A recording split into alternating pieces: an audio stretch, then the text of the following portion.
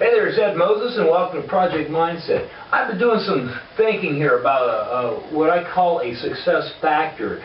And I do a lot of studying, I do a lot of reading, I watch a lot of videos and interviews of successful people.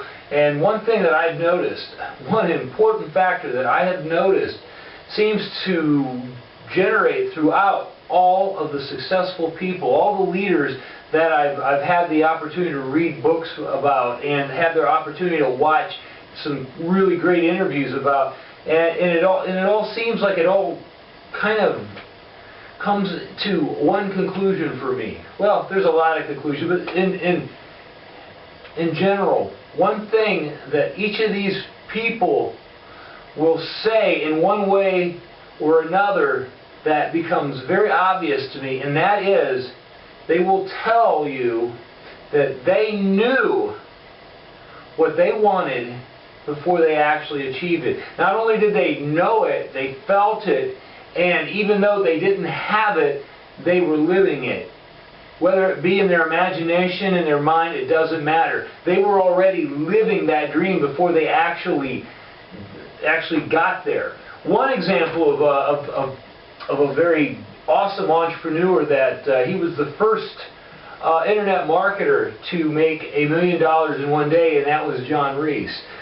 John Reese, I was watching an interview with Tony Robbins where John Reese was asked, he says, so before you had all this money, before you had all this, the nice clothes, the nice cars, and the nice big house, he said, what did you think? What was going through your head at that time before you actually had this stuff?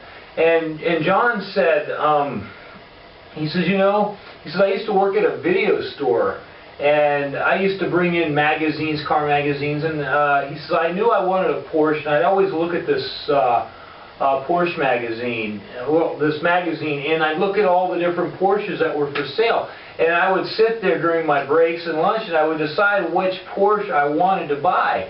And he said there was a particular person there that would always tell him, you shouldn't waste your time with that because there's a pretty good chance that you will never have that.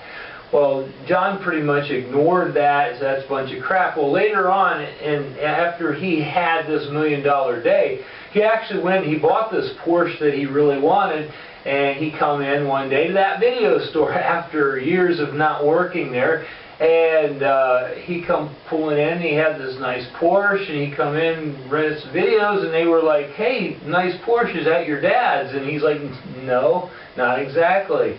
And he left, and it was like, for him, it was like, that experience was like, this is what he was talking about. He's there, and these people were still in a reality that this is impossible. Somebody that worked here cannot achieve that. But your past does not equal your future. But that's not what this video is about. So anyway, enough on the John Reese thing. There is a psychology on this. I have read a lot of different books explaining how this works. It's actually known as manifesting your imagination. Imagination to manifestation, or taking your imagination and creating a manifestation of it, or creating it into reality. I had a hard time getting that out. And anyway, I've read a lot of books about this, and here's the key factor behind this.